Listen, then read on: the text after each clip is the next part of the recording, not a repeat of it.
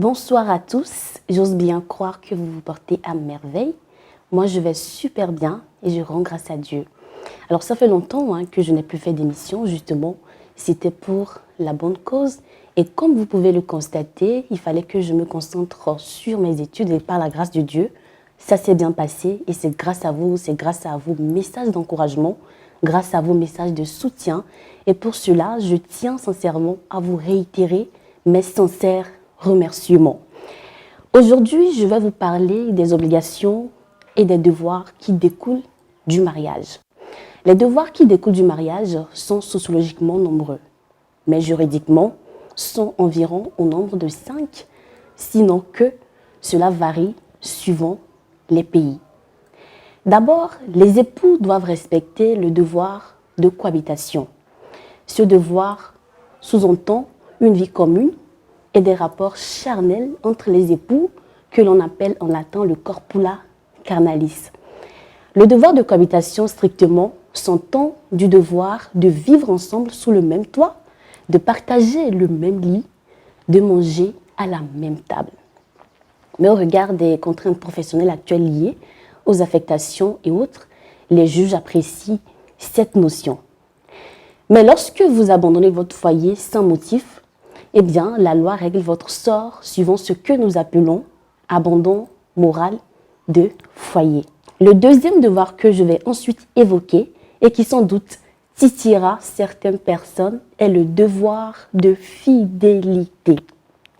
L'adultère étant envisagé comme une obligation morale, il importe peu qu'il y ait eu une relation amoureuse purement platonique ou des rapports charnels et il ne se prouve autrement que s'il y a une relation objectivement extra-conjugale qui peut être appréciée par le juge.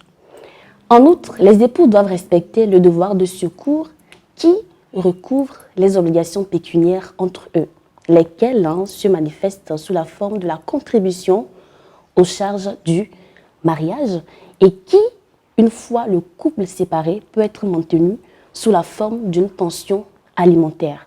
Il s'agit donc concrètement pour les époux de mettre en commun leurs ressources. En revanche, il ne s'agit pas seulement de verser une somme d'argent sur un compte commun, mais de participer à la tenue du foyer, aller chercher les enfants à l'école, prendre en charge les dépenses liées à leur éducation, à leur entretien, les dépenses d'électricité, de factures d'eau, etc. Et de la même manière, si une femme abandonne son activité professionnelle pour se consacrer en plein temps à son foyer, cela est également considéré comme une sorte de contribuer aux charges du mariage. Bref, l'obligation de contribuer aux charges du mariage s'exécute par les époux à proportion de leurs facultés respectives. Et lorsqu'un époux ne s'exécute pas, il peut être contraint à justice parce que cela peut être considéré comme un abandon matériel de foyer.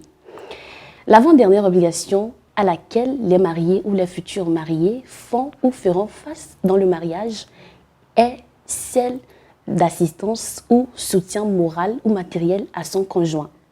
Il s'agit d'un devoir d'humanité et d'écoute tel que prendre soin d'elle ou de lui dans le pire ou dans la maladie, comme ils auraient prêté serment le jour de leur mariage.